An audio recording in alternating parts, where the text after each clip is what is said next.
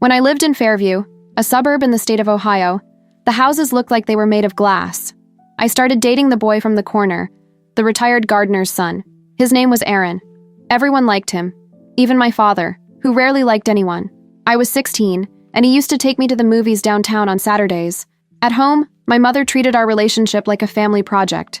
She said it was good to have someone stable around. My sister thought I was lucky.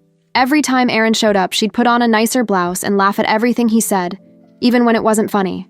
Aaron was my first everything. First kiss, first argument, first idea of a future. When I graduated high school, he proposed. He held my hand and said we could wait, but he wanted to make sure. I couldn't answer right away. I was only 18. I remember thinking it felt too picture-perfect to be real. I said no, trying to be gentle, but the word came out dry. He went pale, then laughed awkwardly. At home, the no became a tragedy. My mother cried as if I had murdered a dream. "You'll regret this." My sister was more direct. "You ruined everything. He was the right one for you." That was when she started going out with his brother. I pretended not to care, but it felt like being replaced in my own story. Sunday lunches turned into forced gatherings. They would show up together, laughing loudly, and my mother thought it was lovely that the family stayed close. One night, after hearing my name whispered in the kitchen between bursts of laughter, I went upstairs and locked my door. I put on my headphones, lay down, and tried to think of anywhere in the world that wasn't that house. I thought of Cleveland, of New York, of any city full of strangers. That's when I started emailing the university's exchange coordinator. I said I wanted to study a semester out of state, just to broaden my horizons. That was a lie. I just wanted to get away from everyone. My mother loved the idea, until she found out the exchange was in another state. Then came the guilt trips. Who's going to take care of you? How can you leave your sister here alone? My father was the only one who said, "Go, it's the right time." It was the first time he ever spoke up for me. The day I left, he drove me to the airport at 7 in the morning. My mother stayed home, offended. My sister hugged me too tightly and whispered, "He still loves you, you know?" The weeks on campus went by quickly. Aaron texted me at first. Long messages full of nostalgia. Our photos, phrases about not giving up on what's right. I barely replied, and eventually, he disappeared. I thought time would close that wound. I just didn't know it would be my own family who reopened it. Every now and then, he still liked one of my posts online. When I came back for winter break, the living room looked like a manipulated photo album. There were new pictures, and in many of them was my sister, holding hands with Aaron's brother. My mother said, "Life takes curious turns." I smiled out of politeness, but my stomach twisted. At dinner, my sister said, "Hey, he's coming with us to the park tomorrow. You should come too. Aaron will be there." I tried to refuse, but my mother squeezed my shoulder, smiling. "It would be good for you two to talk. You don't just close a door like that." The park was the same one from my childhood. When I saw Aaron, he looked older, and yet exactly the same ready smile. He greeted me as if nothing had happened. And his brother, now my sister's boyfriend, did everything to leave us alone. We walked a bit, not knowing what to say. He talked about his new job, about how my mother called to check in on him. I laughed, nervous. "She worries about everyone except me." He looked away. "She wants what's best for you." That sentence sounded like a threat. After that day, the innocent invitations started. Barbecues, picnics, birthdays, always the same faces, always him there. At those gatherings, my mother became the hostess. She'd speak loudly, bring up stories from the past, and mention memories that made me uncomfortable. "Remember when you two used to sit on that swing behind the school? Those were such good times." My father would quietly walk away, pretending to tend the grill. At first, I tried to play along, to pretend it didn't bother me. Then, I started avoiding them. But avoiding became harder than I thought. Every family event was a rigged game. One night, my sister called me at 10 o'clock crying. She said Aaron was devastated, that he still loved me, that I was too cold. "Tired," I said. "That's not my problem." She went silent for a few seconds and hung up. The next morning, my mother was waiting in the kitchen. She said, "Family doesn't abandon family," and that I was hurting my sister. "You need to understand how much she cares about you." One Sunday afternoon, my sister convinced me to come to a simple lunch. When I arrived, Aaron was sitting at the table with flowers. My mother feigned surprise. My father wasn't there. That was the first day I felt real anger. Not sadness, not disappointment, just anger. I stood up, left my plate untouched, and said only, "Don't ever do this again." The following weeks were full of long messages and short silences. My sister sent voice notes saying I was destroying the family, that she just wanted to see things go back to normal. I deleted them all one by one. I started making plans to move away for good, but life, as always, moved faster than my plans. The transfer to Michigan State University was the perfect excuse. Officially, it was an extension semester, a complimentary course. In practice, it was a planned escape. In the dorm there, everything was simpler. The mattress was thin, but there was something liberating about hanging my own clothes without anyone saying they were too short or improper for a decent girl. During the first few weeks, I avoided new people. I thought that if I got involved with someone, I'd just repeat the same cycle: expectations, demands, control. But then he appeared effortlessly. His name was Daniel, soft Minnesota accent, calm eyes.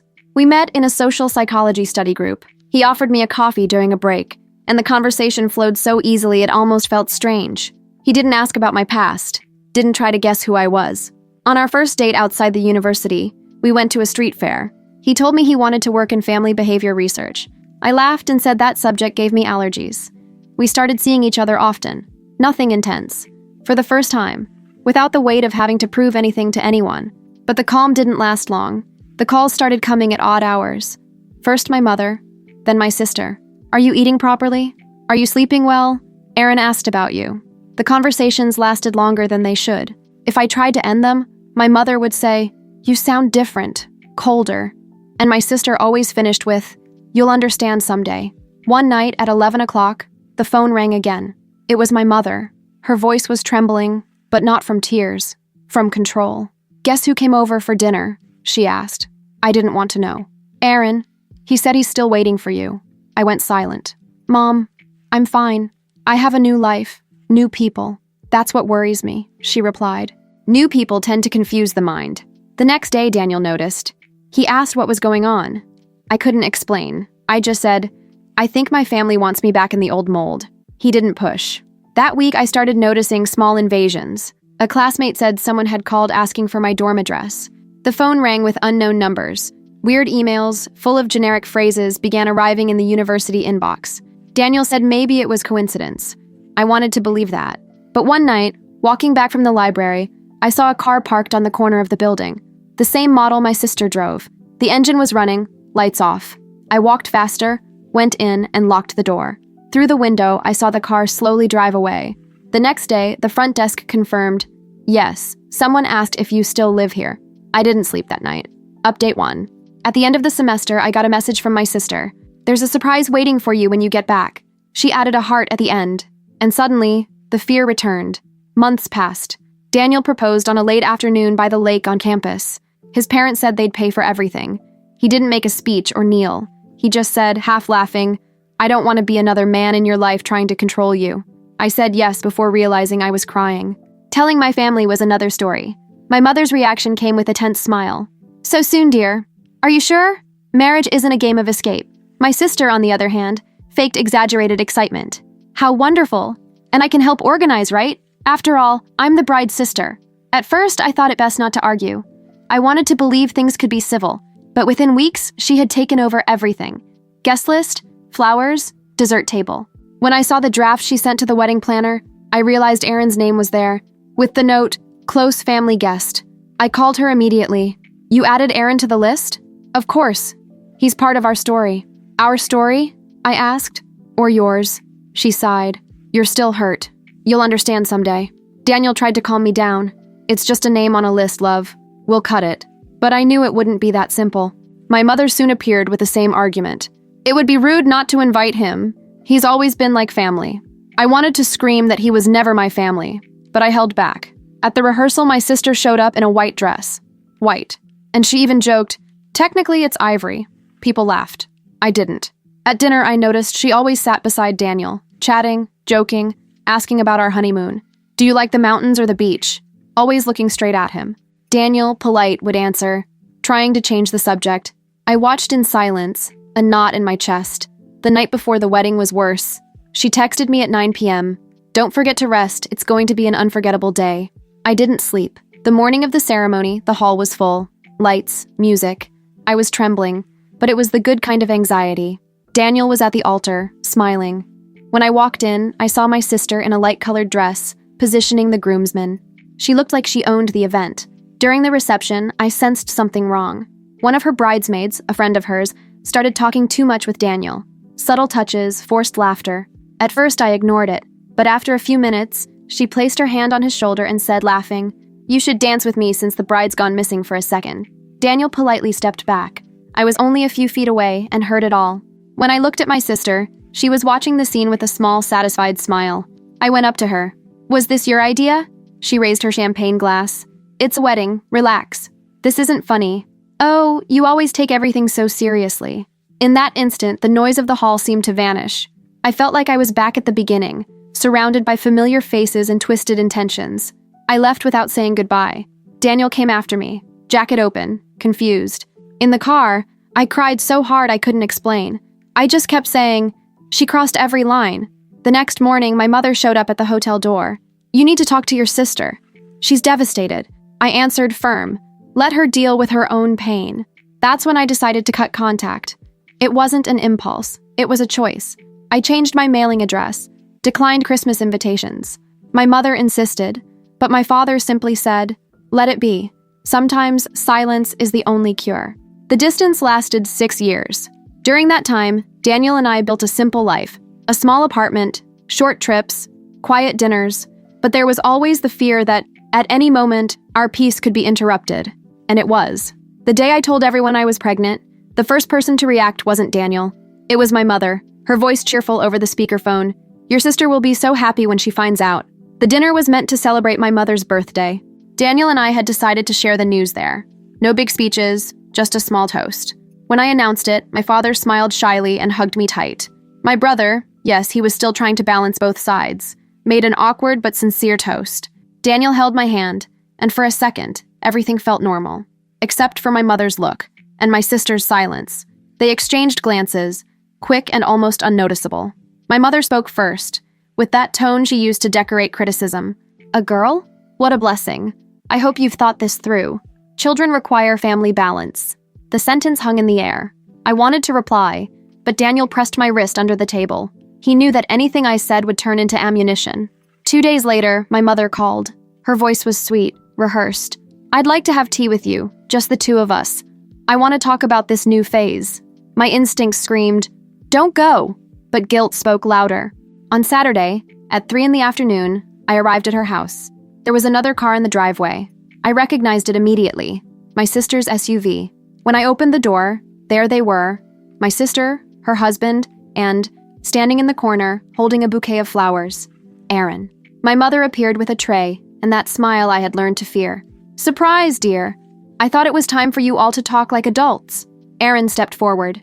"I just wanted to make things right, to be romantic." I was alone, without Daniel. My sister came closer with a theatrical look, already on the verge of tears. "You're destroying the family.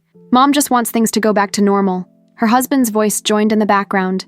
"You need to grow up." My mother pulled a paper from her pocket and started reading a letter. It spoke of distant daughters, wounded hearts, good intentions misunderstood. I grabbed my phone and sent quick messages, first to Daniel, then to my father and my brother. I typed only, "Come now." My mother noticed. "Don't dramatize. We're trying to heal wounds." When my brother walked in, the air turned to ice. He looked at me, then at them, and said, "You've lost your minds." He grabbed my bag and led me to the car. Behind us, my mother crying, my sister shouting that I was ungrateful. In the car, the silence was heavy. My brother just kept saying, "I should have stopped this sooner." I didn't answer. My body was shaking. When Daniel and my father arrived home later, Daniel pressed his forehead against mine. "It's over. You're never going back there." That night, I sent an email to everyone, except my mother. I explained that from that moment on, any contact with me should go through my lawyer. The words came out firm, but when I hit send, I felt an odd emptiness. My father called the next day. He said my mother was in shock that my sister claimed to be heartbroken. He himself sounded tired. "I support you, sweetheart, but she won't understand." I replied, "She doesn't have to understand. She just has to accept." The following week, friends began reaching out. "What happened? Your sister's saying awful things. She says Daniel pulled you away from everyone." Daniel showed me an online post, a long text full of insinuations. My sister painted me as manipulated, cold, unfair. It was the first time I wanted to disappear from the internet. I wrote my own version, raw, direct, without insults. I told what they'd done, what I'd seen, what I felt. I posted it. The reactions exploded. Messages, calls, comments. Some people supported me. Others begged for family reconciliation, but I didn't want reconciliation. I wanted distance. My father started sleeping at my brother's place. My mother, they said, cried every night. I didn't cry. After the ambush, the house became a fortress. Daniel installed new locks, cameras, even a higher fence. He said it was for safety, but we both knew it was also out of fear. The first weeks were spent on high alert. When a car slowed down in front of the house, my heart raced. My father called every night, sometimes with nothing to say, just to hear my voice. I'm here, okay? And that was enough. He'd moved into my brother's apartment. The lawyer I hired read everything. The messages, the emails, the screenshots of my sister's posts. Then said, "You're not overreacting. This is harassment. We'll set formal boundaries." I signed the papers trembling. It felt strange to see my own mother and sister described in a legal document, as if they were dangerous strangers. Meanwhile, childhood friends messaged me, confused. "Your sister's in bad shape. You should talk to her. She just wants to fix things. Don't you think Daniel's isolating you too much?" Always the same tone, as if I were a manipulated child and not a woman trying to survive. Daniel helped me ignore it, but sometimes even he doubted. "Maybe we're going too far," he said. I looked at him and thought of answering, maybe, but then the images returned. Aaron holding flowers, the letters, the staged tears. They were the ones who went too far. The days became a sequence of decisions. Block, delete, report. One morning, I woke up to a notification. My sister had posted a video crying, asking forgiveness to my lost sister, saying everything had been a misunderstanding. The comments were a minefield of opinions. Family is family. She should forgive. This is her controlling husband's doing. I turned off my phone. My father, when he found out, was furious. He said he was hiring a lawyer too, to protect himself. "Enough," he said. "I've let this go too far." That same week, we received an anonymous email with a location link. It was our home address. Daniel called the police. They recommended caution. My brother tried to keep some balance. He and his wife cut off contact with my sister and my mother, but the weight of family grief was clear. "It's strange not having a mother," he told me once. I replied, "It's worse to have one who hates you and says she loves you at the same time." Around that time, I posted one final message online, explaining I wouldn't talk about it anymore, and that any attempt to contact me would be considered harassment. Most people respected that. Some disappeared. Others sent private messages saying they were praying for reconciliation. The lawyer called to say the restraining process was underway. She told me to document everything: screenshots, calls, times. One night around 9, I heard footsteps on the sidewalk. Daniel went out to check. No one there, our dog lying in his house, but the gate was open. On the ground, an envelope. Inside, a printed photo. Daniel and me, standing in front of the ultrasound clinic. I shook from head to toe. It was the first time I seriously thought about moving away. My father agreed. He said it was the right thing. "They won't stop. We're leaving," I said. "Tonight." Update 2. We left that night, without warning, left everything behind. Furniture, even the coffee maker. Daniel drove in silence. My father sat in the back seat with our dog beside him. We moved to a small house on the outskirts of Ann Arbor. Quiet streets, low fences, the kind of place where nothing bad seems to happen. For the first month, things were calm. Daniel started working remotely, and I spent my days setting up the baby's room. The most frequent sound in the house was our dog, Max, wandering from room to room. I tried to convince myself the peace was real. One morning, while Daniel was having coffee, Max started barking toward the window. I went to look. An envelope was wedged between the gate slats. No sender, no stamp. Inside, a white sheet of paper with a handwritten sentence. "You don't need to fear those who love you." I showed it to Daniel. He went pale. That same day, I contacted the lawyer. She told me to stay calm, but her voice was tense. "Keep everything. Don't reply. Check for any trackers in your car or phone." I laughed nervously, thinking it was an overreaction. Until that afternoon, Max started barking again, this time near the new collar we had bought after we moved. Daniel picked up the collar, turned it over, and found a chip. I froze. He set the collar on the table, grabbed his phone, and called the police. An officer arrived about an hour later, around 8 p.m. He examined the chip, asked a few questions, and then said, "This looks like a tracker. We'll take it for analysis." I asked how anyone could have put it there. He replied, "Anyone with quick access to the animal." I looked at Daniel. He understood without me saying a word. That night, we barely slept. The lawyer advised a temporary move. Within 3 days, we had a new address, new phone numbers, and an updated court order. Telling Daniel's family was another battle. His mother didn't hide her discomfort. "Do you really think all this is necessary?" she asked. Maybe you're letting trauma run your life. Maybe, I said, but trauma's what's keeping me alive. Daniel's father took my side. When my own father heard the story, he asked, "Do you want me to go back there and put an end to this once and for all?" I said, "No, Dad. I just want distance." In the days that followed, I lived in survival mode. Every sound, every notification, every shadow by the window made me shiver. The baby kicked harder, as if she could feel it too. Daniel started waking up in the middle of the night to check doors and windows. One Saturday, the new phone rang. Unknown number. The voice on the other end was female. Calm, all too familiar. "You shouldn't have left, dear." I recognized it instantly. "How did you get this number?" I asked. She laughed. "A mother always finds a way." The call ended before I could respond. Daniel walked in and saw me holding the phone. "What happened?" "She found me." He didn't say a word. He took the phone and turned it off. "Tomorrow we'll change the SIM card." The next day, we left the city again. It was our second move in less than 3 months. The news of my parents' divorce came over the phone. My father spoke calmly.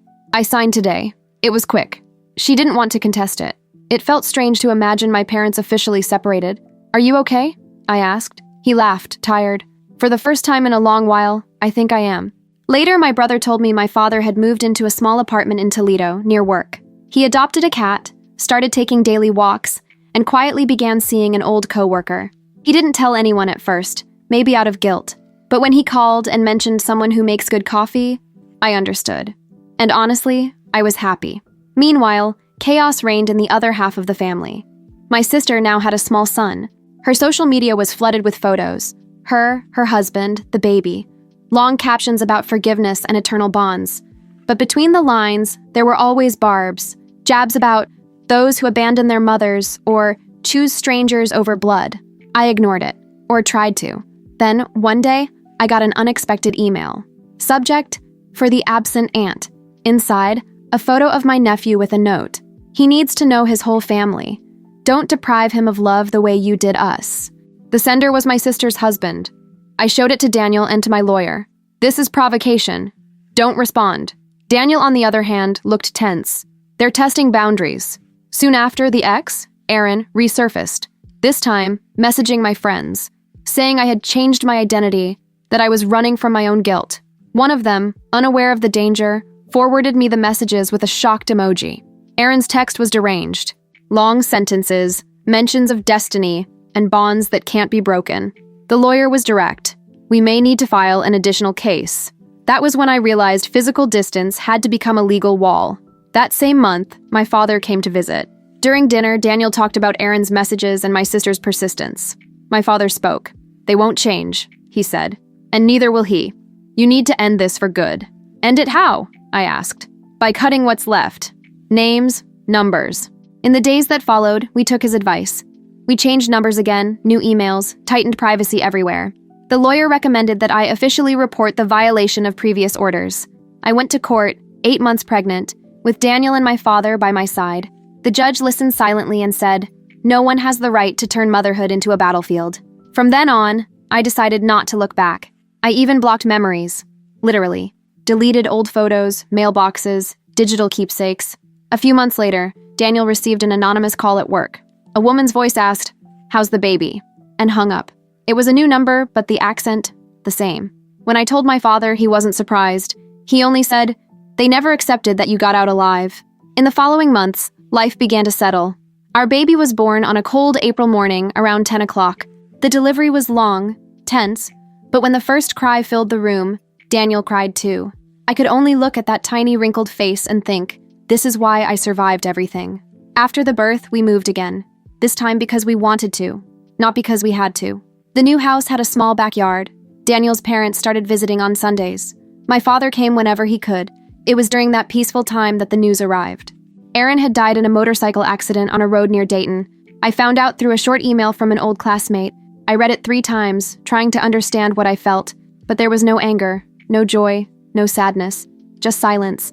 My lawyer told me the case was officially closed. No contact, no attempts, no appeals. And I kept my end too. Since the court ruling, I never spoke to my mother or my sister again. No phone calls, no letters, no curiosity. Clara grew up surrounded by simple affection.